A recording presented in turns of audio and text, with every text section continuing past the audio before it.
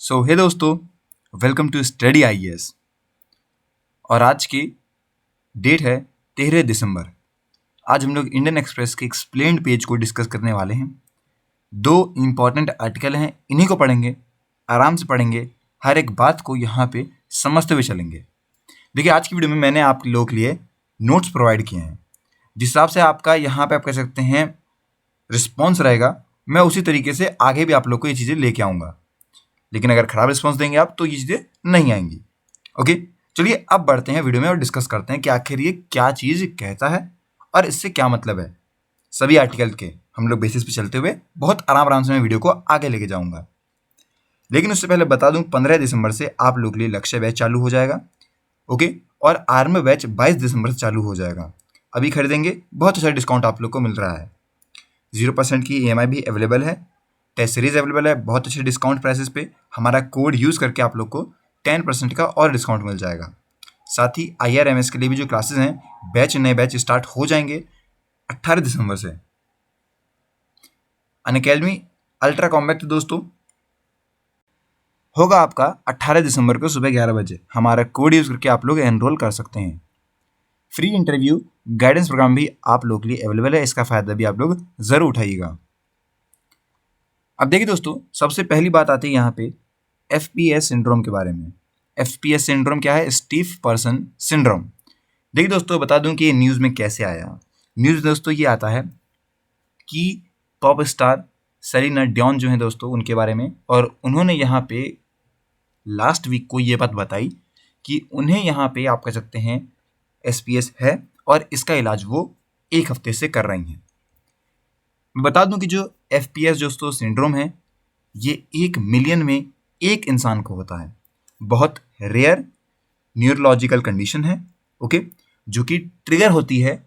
और इसके अंदर दोस्तों आप कह सकते हैं अनकंट्रोलेबल मसल का स्पैम होना, ओके, और जो बॉडी है ये कहीं ना कहीं थोड़ी हार्ड होती जाती है। जैसे आप लोगों ने देखा होगा ना कि जो बंदे जिम वगैरह करते हैं, उनकी बॉडी, उनकी मसल्स वो बहुत हार्ड होती हैं। तो कुछ इस तरीके से ही FPS सिंड्रोम के अंदर आपकी बॉडी पे असर पड़ता है। ये जो डिसऑर्डर है, इन पॉप स्टार को काफ़ी ज़्यादा डिफिकल्टी लेके आता है, काफ़ी सारे आप कह सकते हैं चलने में, गाने में, और इन्होंने अपने कई सारे शोज जो हैं वो फरवरी में भी अपने आप कह सकते हैं कैंसिल किए। ओके, अब देखिए दोस्तों, बता दूं मैं कि जो FPS है ये एक ऑटो इम्यूनी कंडीशन है of the central nervous system हमारे। ओके, इसके अंदर दोस्तों क्या होता है कि जो हमारी प्रोग्रेसिव स्टिफनेस होती है, स्टिफनेस का आप लोग मतलब समझ लीजिए कि वो थोड़ा हार्ड होना, बॉडी का रिजिड होना आप मान सकते हैं। और ये जो स्टिफनेस होती है, जो हार्डनेस होती है, ये आपके बैक और एब्डोमिनल मसल्स में होती है।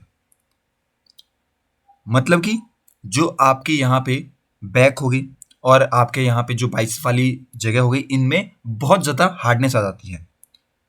जो पहली बार आप कह सकते हैं ये कंडीशन आई थी, इसको यहाँ पे बताया गया था as a stiff man syndrome by the F.P. Moersch H.W. Woltman ने, और इन्होंने 1956 के अंदर इसके बारे में बताया था।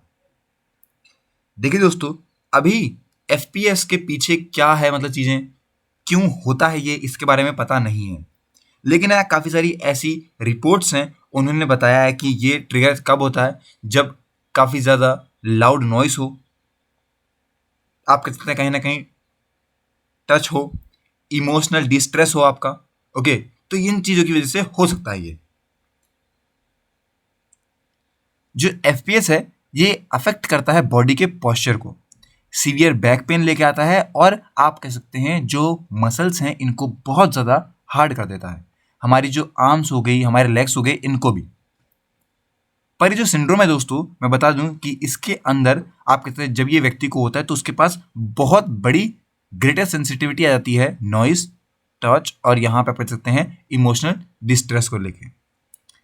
ओके, तो इन चीज़ों को आप समझिए कि आखिर जो FPS है ये किस तरीके से यहाँ पे किसी एक व्यक्ति को जिसको ये हुआ है उसको ये यहाँ पे आप कह सकते हैं अफेक्ट करता है।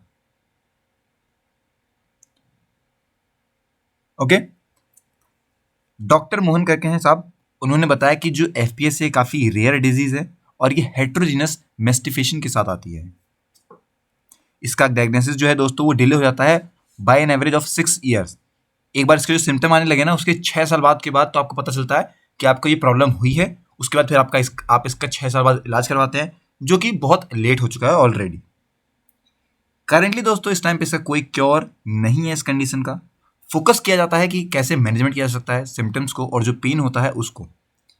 यहाँ पे दोस्तों कई सारे इंजेक्शन डाले जाते हैं, मसल रिलैक्सर होता है, इंजेक्शन डाले जाते हैं, बोटॉक्स के हो गए, कई बार आप कह सकते हैं इम्यूनोथेरेपी यूज किया जाता है, इम्यूनो सप्रेसेंट्स को यूज किया जाता है, और ये सब आप कह सकते हैं सीरियस केसेस में आमतौर पे हमें यूज करते हुए लोग दिखते हैं। तो ये आप कह सकते हैं काफी बड़ी एक डिजीज थी, आप मान लीजिए, और ये 1 मिलियन में एक व्यक्ति को होती है। ये बहुत बड़ी बात है। तो 1 मिलियन में अगर एक व्यक्ति को हुई है तो आप लोग मान सकते हैं कि कितनी बड़ी पॉसिबिलिटी है। जीरो के बाद दोस्तों 1 2 3 4 जीरो फिर 1 है, इतनी % की पॉसिबिलिटी है। समझ में आया आपको? अब अगर जो हमारा आर्टिकल आता है वो है दोस्तों इन्फ्लेशन।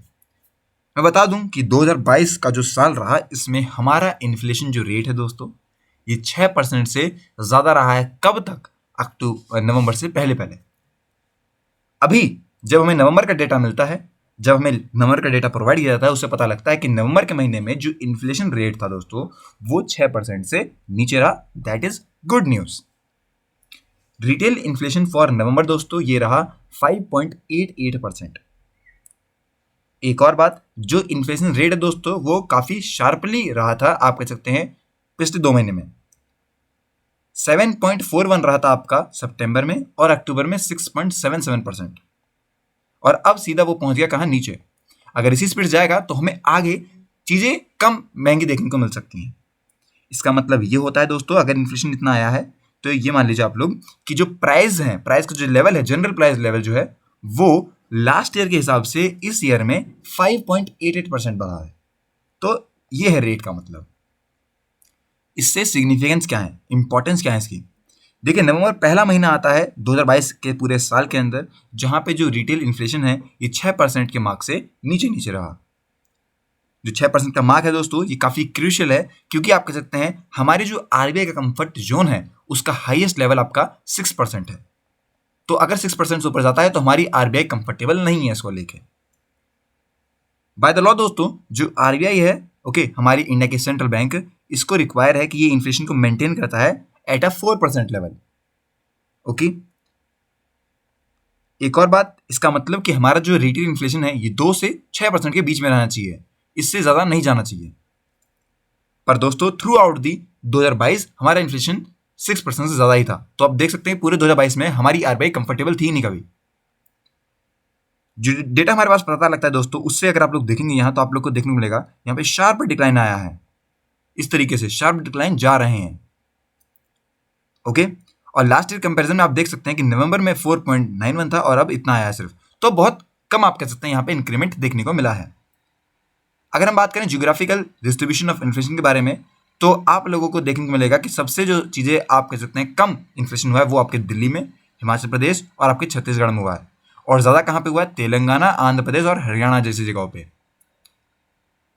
देखिए, इन्फ्लेशन रेट जो है दोस्तों, मैं बताऊं, जो रिटेल इन्फ्लेशन है ये हिट करता है 8 ईयर हाई पे, जो कि रहा था 7.8% का इस बार अप्रैल के अंदर। ये बहुत बड़ी बात है, और ये वो कंडीशन थी जहां पे पूरी तरीके से प्रॉब्लम आ गई थी। एक और बात दोस्तों, कि ऐसा ही हाई जो है दोस्तों ये कई महीनों तक रहा था। इसका क्या मतलब है? क्या अब आरबीआई जो है, जो अपने आप कह सकते हैं इन्फ्लेशन को बैलेंस करने के लिए अपने इंटरेस्ट रेट बढ़ा रही थी, तो क्या आरबीआई अब अपने इंटरेस्ट रेट घटाना चालू कर देगी क्योंकि इन्फ्लेशन कम हो रहा है? तो क्या ऐसा होने वाला है? तो देखिए दोस्तों, मैं बताऊं आपको, आरबीआई ने 225 बेसिस पॉइंट्स को बढ़ाया था मई में, क्योंकि यहां पे बहुत जल्दी यहां पे इन्फ्लेशन रेट बढ़ रहा था। हायर इंटरेस्ट रेट का मतलब दोस्तों बता दूं, स्टार्टिंग में क्या होता है, अगर ऐसा होता है तो वो हमारी इकोनॉमी की एक्टिविटी को बहुत स्लो कर देता है। नॉर्मल कंडीशन के अंदर दोस्तों 5.88% की अगर ये रेट रहता है, तो आरबीआई के पास अपॉर्चुनिटी है कि वो अपने आप कह सकते हैं इन्फ्लेशन रेट को, इंटरेस्ट रेट को ठीक रखे, मॉडरेट लेवल पे। दिसंबर 7 को आरबीआई दोस्तों एक कंसर्न बताती है, जहां पर उन्होंने बोला अबाउट हाई कोर इन्फ्लेशन के बारे में, और उन्होंने ये बोला कि जो इन्फ्लेशन रेट है वो विदाउट फूड और फ्यूल प्राइसेस से है। हाई कोर इन्फ्लेशन रेट दोस्तों स्टे है अराउंड 6% मार्क, और ऑलमोस्ट मतलब ये पूरे साल भर इतना ही रहा। देखिए ट्रबल तब आएगी, मतलब प्रॉब्लम तब हमें देखने को मिल सकती है जब ये हाई कोर इन्फ्लेशन जो है वो उस टाइम में मतलब 6% के ही अराउंड में ज़्यादा टाइम तक रहता है। तब दोस्तों जो आप कह सकते हैं आरबीआई ये कंटिन्यू करेगी अपना हॉकिश स्टैंस को कुछ टाइम तक। हॉकिश स्टैंस मतलब मैं आपको बता दूं, बेसिकली एक तरीके से आप मान सकते हैं कि यहाँ पे प्रायोरिटाइज किया जाता है और आप कह सकते हैं लो किया जाता है इन्फ्लेशन को। ओके, इन्फ्लेशन लो होता है लेकिन इंटरेस्ट रेट हाई होता है, तो उस कंडीशन को आप लोग कह लीजिए कि वो एक कंडीशन ऐसी है जिसे हम लोग हॉकिश स्टैंड कहते हैं। ओके, अमेरिका में बहुत ज़्यादा इस वर्ड को यूज़ किया जाता है और यहीं से निकल के भी आया है। आई होप कि अब आपको चीज़ें समझ में आई होंगी, बेसिकली दोनों ही आपको जो आर्टिकल्स हैं समझ में आए होंगे। बताइएगा नोट्स के साथ आपको अच्छा लगा या आप लोग को ऐसे अच्छा लगा है, तो मैं अगली वीडियोस में वैसी चीज़ें आप लोगों के लिए लेके आऊँगा, पर बताइएगा ज़रूर। आज की वीडियो के लिए दोस्तों इतना ही, मिलते हैं नेक्स्ट वीडियो में, तब तक के लिए have a nice day and take care.